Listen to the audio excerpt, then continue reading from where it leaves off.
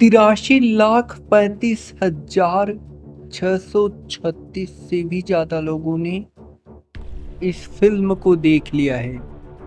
दोस्तों, भोजपुरी में एक बहुत ही शानदार और बहुत ही बवाल फिल्म रिलीज किया गया है।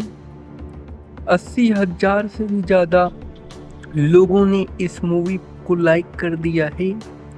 जी हाँ, जुगल मास्टर फिल्म का नाम है। दिनेश लाल यादव निरहुआ जी की काफ़ी बेहतरीन और काफ़ी बवाल फिल्म है दोस्तों।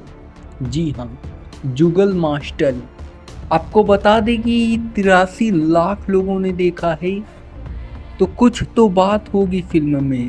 ऐसे इतने लोगों का प्यार मिलना मुश्किल नहीं, नामुमकिन है। मैं इसलिए बोल रहा हूँ कि फिल्म की कहानी काफ़ी अच्छी है।